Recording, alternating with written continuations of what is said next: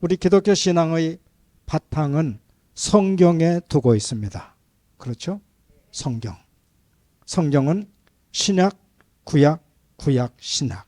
그래서 구약은 3927, 27권 아니죠. 39권이죠. 그리고 27, 신약은 27권. 그래서 66권.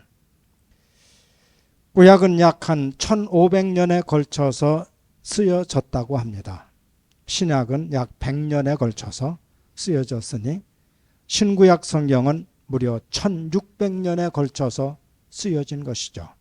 100% 사람에 의해서 기록되었습니다. 그러나 100% 하나님의 말씀으로 믿습니다. 왜요? 그 이유는 성령의 감동으로 기록된 말씀이기 때문입니다. 자, 그러면 신구약 성경 우리가 39권 1189장. 그런데 그 39권 그리고 신약의 27권에서 66권인데 66권 중에서 제일 아주 소중하다고 생각하는 한 권만을 택하라면 어느 책일까요? 구약 39권, 신약 27권, 66권 중에 딱 한 권만 뽑으라고 생각한다면 제일 소중하다고 생각되는 책 한 권 어딜까요? 아니, 틀려도 괜찮아요. 틀려도 괜찮아요. 창세기입니다. 할렐루야. 창세기예요. 그 다음은 어딜까요? 그 다음 계시록. 어떻게 이렇게 잘 맞추세요? 창세기는 모든 만물의 시작이거든요. 창세기가 없으면 출애굽기, 레위기, 민수기, 신명기, 여호수아, 사사기, 룻기, 사무엘, 상하, 열왕기, 상하, 역다, 상하, 에스라, 느헤미야, 에스더, 욥, 시편, 잠언, 전도 이거 다 없어요. 다 없어요. 말라기도 없어요. 마태마가, 누가, 요한 다 없어요. 창세기가 있기 때문에 다 있는 거예요. 그런데 제일 마지막 책이 계시록이잖아요. 그래서 창세기가 시작의 책이라면 요한계시록은 결론과 같은 책이에요. 그래서 알파와 오메가가 되시는 하나님, 처음과 나중이 통틀어 하나가 되세요. 그래서 우리는 계시록이 그렇게 또 중요하잖아요. 자, 그런데 여러분 이렇게 66권 중에서 우리가 신앙을 그 바탕 위에 두고 있는데, 성경 위에, 저는 여기에서 우리 신앙의 기둥과 같은 5가지가 있는데 그걸 오늘 말씀드리려고 그래요. 이 전체를 다 얘기하기는 어렵잖아요.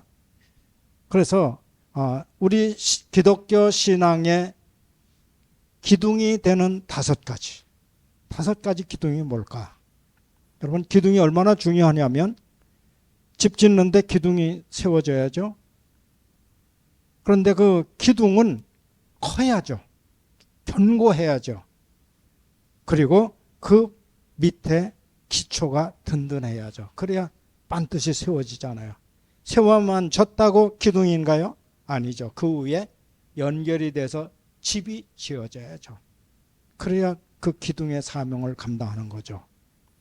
그래서 그런 우리 성경의 기독교 신앙의 5가지 기둥이 뭘까?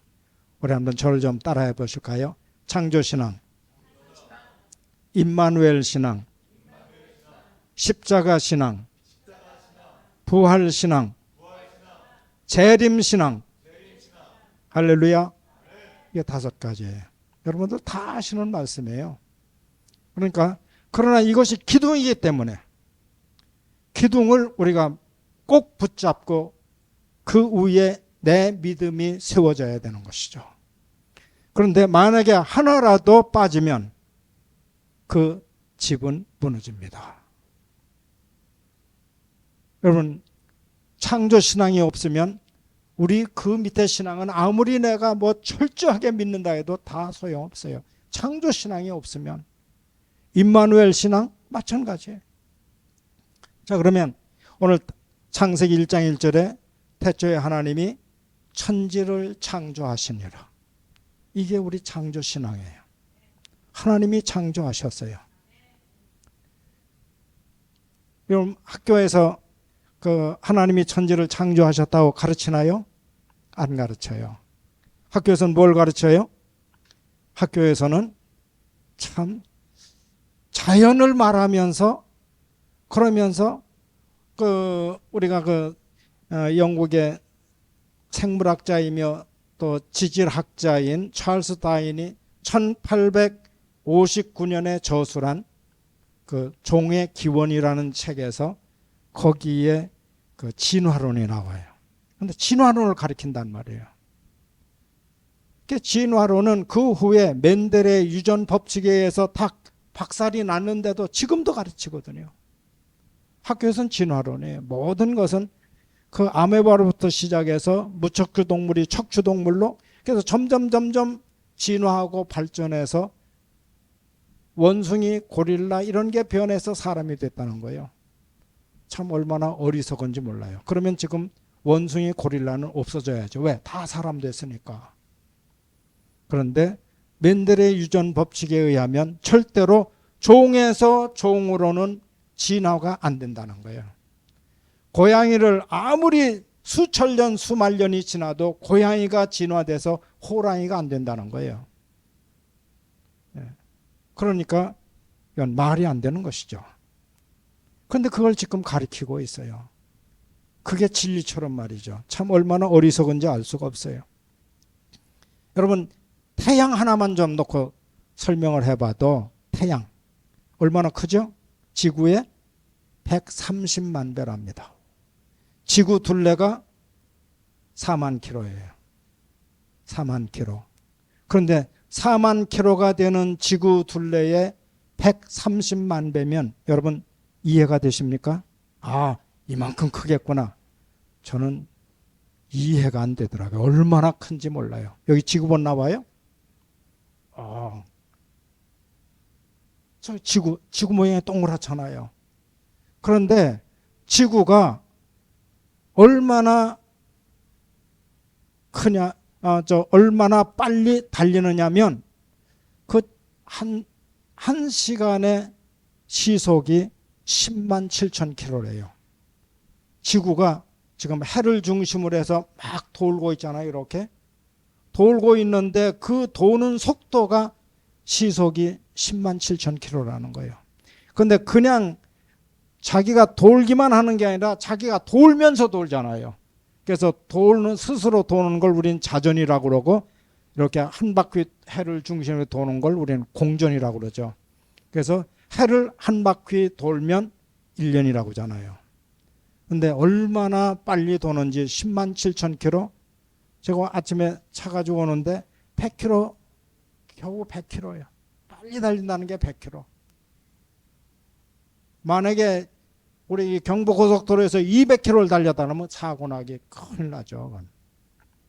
그런데 10만 7천 킬로를 달린다? 상상이 안 됩니다. 그런데 지구가 말이죠. 또 이렇게 반드시 이렇게 도는 게 아니라 조금 기울어졌죠.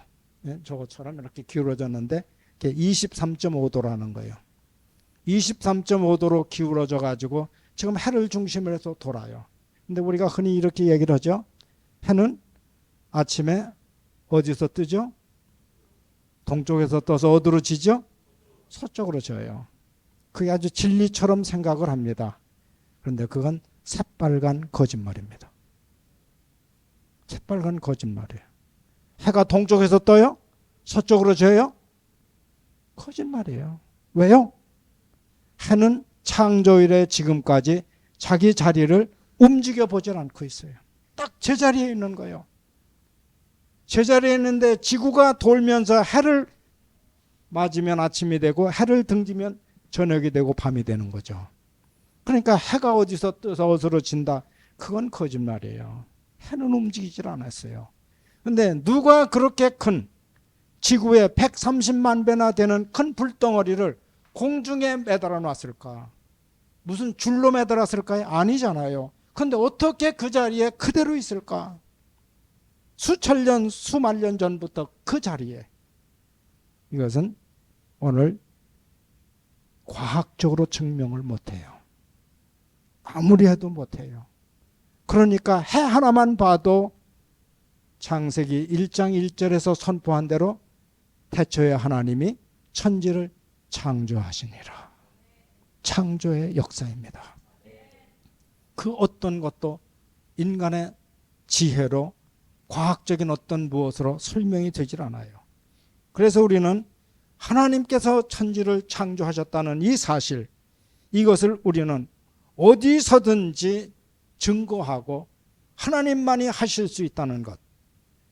만약에 저절로 됐다, 해가 있는 것도 저절로 생겼고 거기서 흑점이 떨어져서 지구가 됐다, 뭐 그렇게 떠들어댄다면 그 사람은 나는 바보입니다 라고 스스로 고백하는 거예요.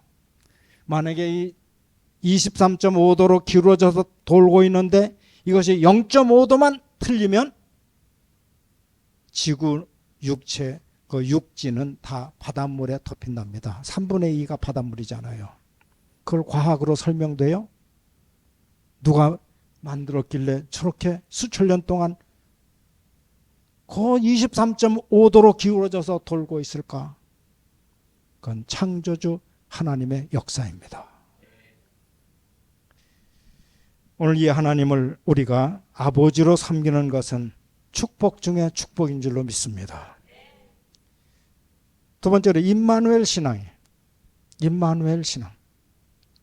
우리는 마태복음 1장을 읽어보면 그 요셉이 정혼했던 여인 마리아가 있었죠. 그런데 결혼도 하기 전에 동침도 하지 않았는데 임신했다는 소문을 듣잖아요. 그 당시에 만약에 여인이 그렇게 되면 불륜이라고 해서 돌에 맞아 죽어야 돼요. 그러니까 이 요셉은 의로운 사람이기 때문에 내가 만약에 이거를 나하고 동침도 안 했는데 어떻게 나하고 정혼한 마리아가 임신이 됐을까? 그걸 발설만 하면 모든 사람들이 돌을 들고 와서 죽여요. 때려서 죽어요. 그러면 마리아도 죽지만 그 안에 잉태된 아기도 죽을 거 아니에요. 그래서 내가 가만히 끊자. 그래서 가만히 정혼한 사실을 파혼하려고 생각을 했어요. 그런데 그날 밤 천사가 꿈에 나타나는 거야. 현몽하여 이르되. 꿈인지 생신지도 모를 만큼 사실처럼 나타난 것이죠. 그러면서 그 요셉에게 말씀하잖아요.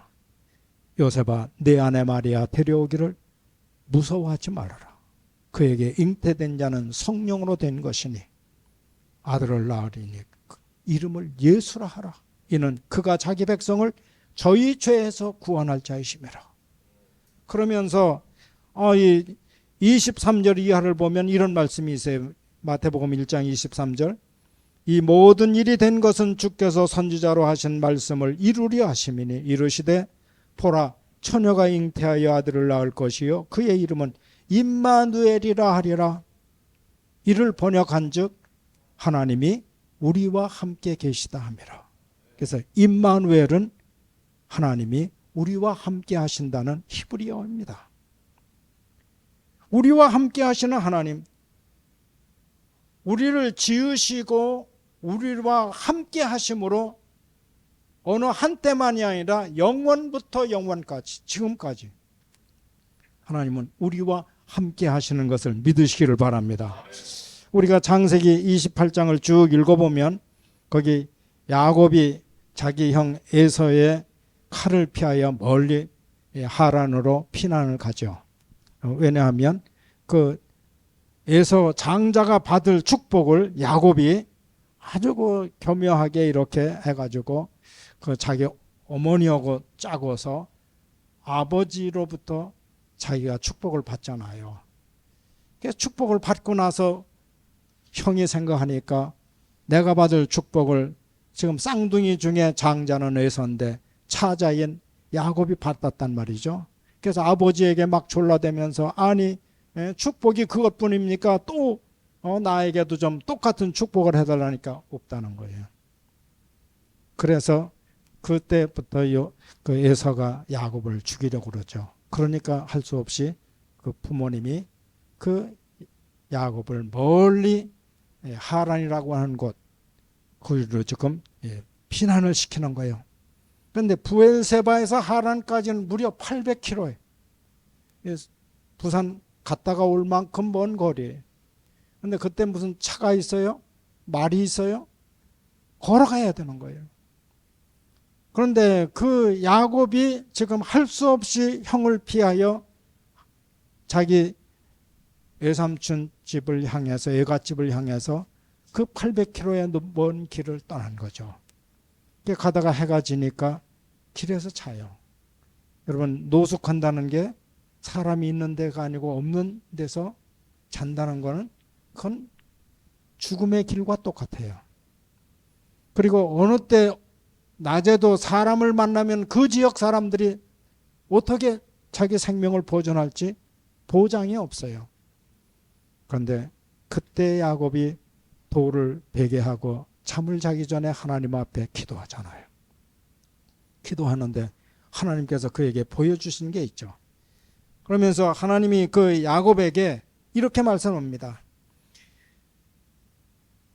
나는 너의 조부 아브라함의 하나님, 이삭의 하나님, 그러니까 그 아버지의 하나님, 내가 누워있는 땅을 너와 네 자손에게 주리라. 내가 너와 함께 있어 내가 어디로 가든지 너를 지키며 너를 이끌어 이 땅으로 돌아오게 할지라. 내가 네게 허락한 것을 다 이루기까지, 우리 한번 따라해 보실까요? 너를 떠나지 아니하리라. 아멘. 이게 임마누엘이에요. 너를 떠나지 아니하리라.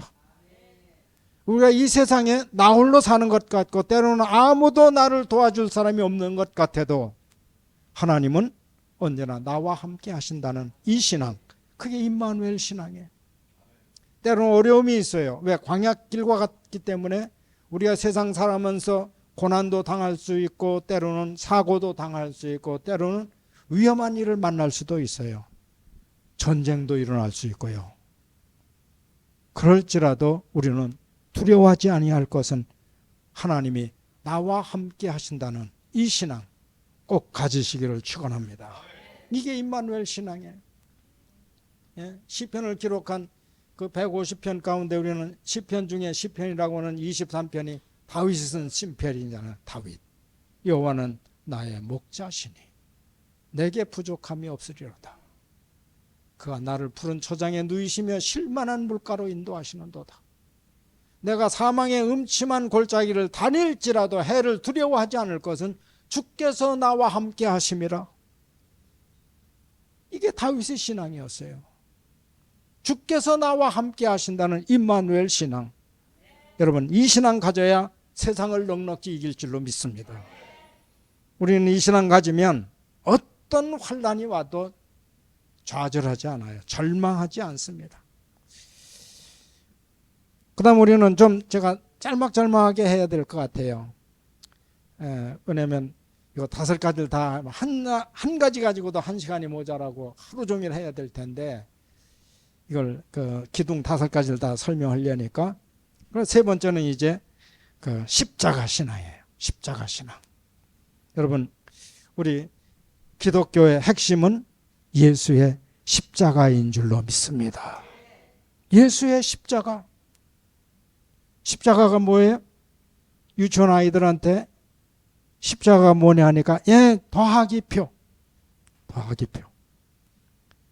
그런데 왜 교회마다 제일 높은 옥상에 십자가를 세웠을까요? 왜 강단마다 십자가를 세웠을까요?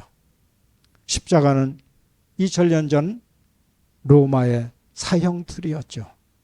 아주 흉악한 죄수들에게 십자가 처형을 했어요. 그런데 그 십자가가 왜 우리는 기독교가 이 십자가가 핵심일까요? 다른 십자가 아니에요. 예수의 십자가이기 때문에 우리는 그 십자가만이 우리 신앙의 핵심입니다. 예수님 당시에도 양편에 두 강도가 십자가에 못 박혔잖아요. 그러면 그들의 못을 손에 박으면 그들의 손에서는 무슨 검은 피나 노란 피가 나왔나요? 똑같이 붉은 피예요. 예수님의 피도 붉은 피, 강도들의 피도 붉은 피. 그들도 십자가에 매달려 죽었어요, 다. 그러면 그들의 진 십자가는 우리와는 상관이 없어요. 그 수많은 사람들이 로마 정부에 항의하거나 반대하는 파들이 십자가의 처형을 받았다는데 그들의 지었던 십자가는 우리와는 아무 관계가 없어요. 오직 하나, 예수의 십자가만 날 위해서 죽으시고 날 위해서 내 죄값을 치루어 주셨기 때문에, 그래서 예수의 십자가가 우리의 생명의 십자가입니다. 저는 오래전 벌써 한 20여 년이 훨씬 넘은 것 같은데, 저희 이제 교인들을 데리고 그 성주순례를 갔었 적이 있었는데, 그때 그 골고다 언덕을 올라갔었어요. 올라가는데 그 밑에서 십자가를 큰 걸 이렇게 대여를 해줘. 이거 빌려주고 얼마. 그런데 그건 이제 그 베니아판으로 만든 십자가지만은, 그러나 한 길 크게 이래서 지고 올라가는 거예요. 그래서 맨 앞에 제가 먼저 지고 올라가요. 올라가다가 찬송을 부르면서, 그러면서 다 울면서 찬송 부르죠. 그 다음 뒤에 우리 장로님이 지고 또 그 뒤에 권사님, 집사님에서 쭉 그때 한 20명 가까이 갔었는데, 그리고 그 요단강에서는 배를 전세내서 한 복판에서 우리가 성찬 예식도 하고 그런 기억이 납니다. 그런데 그 십자가, 우리는 장식품이 아니에요. 우리는 그날 그 십자가를 지고 올라가면서 모두 한 번씩 저보고 얼마나 울었는지 몰라요. 왜? 날 위하여 주님께서 지신 십자가였기 때문에, 그 십자가로 인하여 피 흘려 내 죄값을 치러주셨기 때문에. 그래서 우리는 대속이라고 그렇게 얘기도 하고 구속이라고도 얘기를 합니다. 대속, 대신 대자에다가 속자는 돈 주고 산다는 속자예요. 살속. 그러니까 나를 위해서 주님께서 그 핏값으로 주고 나를 죄에서 사주셨다. 왜? 구원시키려고. 그래서 그걸 대속의 은혜라고 우리는 그렇게 얘기를 합니다. 여러분, 이 십자가를 생각할 때마다 우리는 예수님의 그 고난을 생각하지 않을 수 없죠. 이제 지금 사순절을 맞이하고 마지막 31일 주일이 부활주일이잖아요. 우리는 그때마다 주님 그 고난을 생각하며 때로는 금식도 하고, 한 끼라도 금요일은 금식도 하고, 성금요일은 하루 종일 세 끼를 금식도 하고. 왜? 주님의 고난을 기억하고 그 앞에 늘 기도하고 감사하기 위해서. 주님께서 2000년 전에 이미 벌써 그 주전 700여 년 전에 이사야 선지자를 통해서, 그러면 지금으로부터 2700여 년 전이죠. 이사야 53장 5절에 그런 말씀을 했잖아요. 그가 찔림은 우리의 허물을 인함이요 그가 상함은 우리의 죄악 때문이다. 그가 징계를 받음으로 우리가 평화를 누리고 채찍에 맞음으로 나음을 입었도다. 우리는 다 양 같아서 그릇 행하여 각기 제 길로 갔거늘 여호와께서는 우리 무리의 죄악을 그에게 담당시키셨도다. 할렐루야. 이게 대속의 은혜예요. 그래서 감사하는 거예요. 그래서 우리는 늘 십자가 든든히 붙잡고 나가야 돼요. 네 번째는 우리 따라해 보실까요?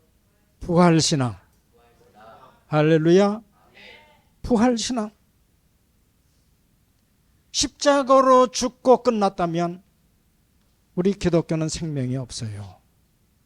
그런데 3일 만에 사망과 음부의 권세를 깨치시고 부활하셨기 때문에 부활의 생명, 영원한 생명을 주신 우리는 부활의 종교가 기독교인 줄로 믿습니다. 여러분, 그 세계 성자 중에 공자가 어디 부활했다는 얘기 들어보셨어요? 못 들어봤어요. 그래서 중국의 산동성에는 아직도 공자의 무덤을 자랑하고 있어요. 아니, 석가모니가 부활했다는 얘기 들어보셨어요 혹시? 꿈에도 못 들어봤어요. 왜? 부활을 못했기 때문에. 아니, 마호멧이 부활했어요? 아니에요. 그래서 지금 중동 거기에는 사우디에는 그 메카가 있잖아요. 메카가 뭐예요? 마음에서 무덤이에요, 무덤. 거기를 향해서 이 이슬람 교도들은 하루에 5번씩 절을 하고 경배를 드리잖아요.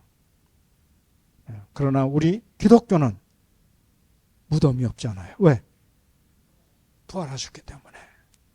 그래서 그 이스라엘 가면 그 무덤도 볼 수 있어요. 빈 무덤. 우리는 빈 무덤을 자랑해요. 그래서 우리 기독교의 생명이 여기 있는 거예요. 우리가 이 세상에 얼마를 살아요? 제가 금년에 제가 40년생이거든요. 그러면 80 넘었죠? 조금 넘었어요, 80. 40년생인데 뭐 많이 살아야 100살 아니에요. 저희 어머님을 제가 모시고 살다가 한 30년 모시고 있었다가 저희 교회 짓고 그 다음에 소천하셨는데 102살. 102살에 이제 그래서 우리 어머니만큼 살지 않겠느냐고 막들 그러는데 그건 뭐 제가 살고 싶다고 아니죠. 그건 하나님께 달려 있으니까. 그런데 대략 보면 다 100살 안팎에 다 죽고 가고 오고 그러잖아요. 그런데 우리가 이 세상에서 이렇게 한번 생각해 보세요. 부귀를 누리고 살았다. 출세하고 성공했다. 많은 권력을 가졌다. 뭐 하여튼 세상 사람들이 부러워할 만큼 모든 걸 다 내가 가졌다. 누렸다. 살았다. 그런데 죽었다. 안 죽을 수 있어요? 다 죽어요. 아니 정주영 회장 같은 분이 뭐 돈이 없어서 의사가 없어서 죽었어요? 예? 이건희 회장이 아니 삼성병원이 뭐 의사가 없어서요? 약이 없어요? 다 죽어요. 다 죽어요. 그런데 그 죽음으로 어떻게 돼요? 끝났다. 그렇다면 허무한 인생이에요. 허무하지 않아요. 죽음으로 끝나니까. 그러나 우리 기독교는 부활의 종교거든요. 우리 안에는 부활의 영이 있잖아요. 성령께서 우리와 함께 하시고 우리는 언젠가 부활한다고는 확신이 있잖아요. 왜? 예수의 부활의 그 생명의 씨가 우리 안에 있기 때문에. 우리는 하나님만 삼위일체예요? 사람도 삼위일체잖아요. 하나님은 성부, 성자, 성령이지만 우리는 왜 삼위일체예요? 우리의 몸이 있고 우리 안에 혼이 있고 우리 안에 영이 있어요. 혼은 대개 정신이니까 이 머리에 있다고 그러죠. 그러면 영은 어디 있을까요? 가슴에 있을까요? 심장 속에? 가슴 열어보세요. 가슴의 심장은 핏주머니예요. 거기 어디 영이 어떤 게 있어요? 몰라요. 여러분 정신도 마찬가지예요. 머리에 있다고 하지만은 머리를 쪼개보세요. 거기 어느 뇌 속에 어떤 게 우리의 정신에? 그건 기능이기 때문에 그건 물체가 아니거든요. 우리 주인은 영이에요. 영은 여러분 물체가 아니에요. 그래서 우리가 이 세상을 떠나면 우리의 혼은 다 사라져요. 마치 컴퓨터가 아니면 또 이렇게 그 TV의 화면이 그냥 거의 우리가 정신없이 보고 있다가도 전원이 빼지면 화면이 싹 사라지니까 움직이는 모든 것은 다 없어지잖아요. 그리고 남는 건 기계와 전원밖에 없어요. 전원. 그래서 우리의 육체는 하드와 같은 그런 기계라면 우리 안에 하늘에서 영이 들어와서 우리는 이렇게 활동하고 또한 예배할 수 있고 그래서 영적인 존재로 살아가는 거예요. 그러다가 하나님께서 우리의 영을 부르시면 우리의 육체는 다시 흙으로 지었으니까 흙으로 돌아가고 그리고 우리는 하나님께 있다가 마지막 때 주님께서 재림하시는 날 우리의 영을 주님이 함께 데리고 오신다고 분명히 성경은 말씀하고 있습니다. 그러면서 순식간에 우리가 부활의 신령한 몸으로 부활체가 돼요. 신령한 몸으로. 그래서 신령한 몸은 어떤 몸이냐면 부활하신 예수님의 몸이 신령한 몸이에요. 우리가 죽으면 영이 떠나요. 영이 어디로 가요? 낙원으로 가요. 그리고 우리 육체는 화장터로 가든지 땅에 매장되든지 다 그 관계없어요. 그렇게 사라지고 아무것도 없는 것 같아요. 그런데 주님께서 우리의 영을 데리고 공중에 재림하시게 되면 순식간에 우리 영과 육이 신령한 몸으로 부활체가 되는 거예요. 부활체는 어때요? 부활체는 어디 가고 싶다면 벌써 거기 가 있어요. 시간과 공간의 제한을 받지 않아요. 아무리 먹어도 배부르지 않고 안 먹어도 배고프지 않아요. 그게 신령한 몸이에요. 그리고 믿지 않는 사람은 그럼 없어서 죽어서 끝났으니까 부활도 안 하고 영원히 그냥 사라지고 말까요? 믿지 않는 사람들도 똑같이 부활을 해요. 언제? 2차 부활을 해요. 그건 심판의 부활이에요. 그래서 그들은 심판의 부활을 받고 영원한 불못에 떨어져요. 그걸 우린 지옥이라고 그러죠. 왜 우리가 예수 믿어요? 구원받아야 되니까. 예수 외에는 구원받을 이름을 우리에게 주신 일이 없기 때문에 예수만이 우리의 구원자가 되시고, 이 예수를 믿고 우리는 이 세상을 살아갈 때 죽음이 두렵지 않은 거예요. 죽음을 염려하지 않아요. 여러분, 그래서 수많은 순교자들이 그 죽음을 두려워하지 않았던 것은 우리에겐 영원한 부활이 있기 때문에. 부활. 우리 성경에 보면 사도행전 1장에서 28장까지를 우리는 그 사도행전을 옛날에는 사도행전이라고 하지 않고 부활행전이라고 그런 이름을 가지고 있다고 그래요. 참 그 말이 맞을 것 같아요. 그 1장에서 28장까지가 다 부활에 대한 말씀으로 가득 차 있거든요. 그런데 그 사도행전 1장 8절에 이런 말씀이 있죠. 오직 성령이 너희에게 임하시면 너희가 권능을 받고 예루살렘과 온 유다와 사마리아와 땅끝까지 이르러 내 증인이 되리라. 할렐루야. 내 증인은 어떤 증인이에요? 누구의 증인이요? 예수의 증인. 예수의 무슨 증인? 부활의 증인. 여러분, 예수의 부활의 증인이에요. 그래서 우리는 그 부활하신 예수, 전도의 표제가 부활하신 주님을 전한 거예요. 그래서 초대교회 전도지를 만들려고 한다면 딱 제목은 하나예요. 하나, 간단하게. 예수는 부활하셨다. 그게 초대교회 전도지일 겁니다. 그런데 우리 지금 전도지를 보면 뭐 요란 뻑적지근하잖아요. 뭐가 뭔지 잘 어떤 건 분간도 못하겠고. 그래서 우리는 예수의 부활. 우리는 신약 성경 중에 부활장이라고 하는 것이 고린도전서 15장입니다. 그래서 고린도전서 15장 전체가 다 부활장이기 때문에 그걸 좀 집에 가서 이제 이번 고난 주간이니까 좀 읽어보시면 더 좋을 것 같아요. 그런데 거기에 이런 말씀이 있어요. 고린도전서 15장 3절로 4절에 보면 내가 받은 것을 먼저 너희에게 전하였노니 이는 성경대로 그리스도께서 우리 죄를 위하여 죽으시고 장사 지낸 바 되셨다가 성경대로 사흘 만에 다시 살아나사 게바에게 보이시고 후에 12 제자에게와 그 후에 500여 형제에게 보이셨으며 맨 나중에는 만삭되지 못하여 난 자 같은 내게도 보이셨다고 바울은 그렇게 고백하고 있습니다. 그렇게 고백하고 있어요. 만약에 그리스도께서 다시 살아나신 일이 없다면 너희의 믿음도 헛되고 너희가 여전히 죄 가운데 있을 것이라고 고린도전서 15장 17절 그렇게 말씀하고 있어요. 그러니까 그리스도께서 부활하신 일이 없다면 우리가 예수 백날 아니라 평생을 믿어도 다 헛거라는 거예요. 왜? 믿음이 헛거예요. 죽음으로 끝났으니까. 네, 부활이 있기 때문에 부활이 그렇게 생명이에요. 저는 이제 늦게 서지만은 제가 증거하는 이렇게 뭐 교회들 가서 꼭 이 얘기를 합니다. 부활? 우리 기독교의 부활은 금년에는 3월 마지막 주지만은 대개는 4월 첫 주 고 어간이거든요. 그런데 언제 부활절 설교를 하죠? 부활절이 됐을 때.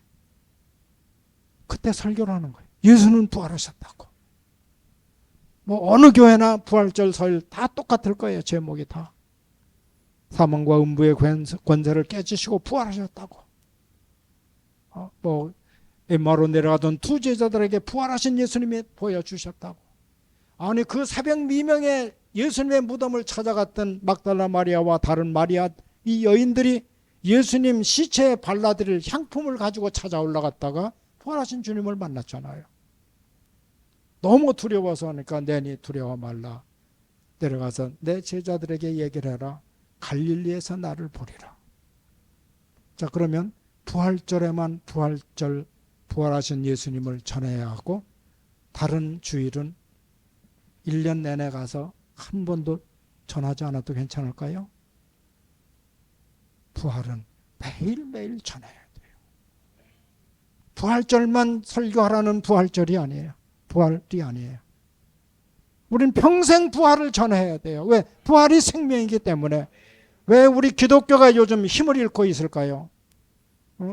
왜 한국 기독교가 70년대 후반부터 얼마나 부흥이 됐습니까? 막 80년대, 90년대 막 올라왔다가 지금 정체됐다고도 하고 오히려 하락해 가고 있다고 하잖아요. 근데 왜 그럴까요? 부활의 생명을 전하지 않는 거예요. 아니 강단에서 목사가 부활의 생명을 체험하지 못하고 내가 부활의 생명에 대한 그런 확신이 없는데 어떻게 전하겠어요? 그러니 무슨 교회에 힘이 있겠어요? 그러니까 시험이 오면 넘어지고 환난이 오면 그냥 좌절하고 그렇게 되는 거예요. 부활신앙 가져야 됩니다. 부활신앙 가져야 돼요. 그래야 세상을 이기고 나를 이기고 죄악을 이기고 넉넉히 승리하게 될 줄로 믿습니다. 자, 마지막에 이제 재림신앙이에요. 재림신앙. 재림신앙이 예수님 다시 오시는 거죠. 다시 오시는 거예요. 우리를 데리러 다시 오시는 거예요.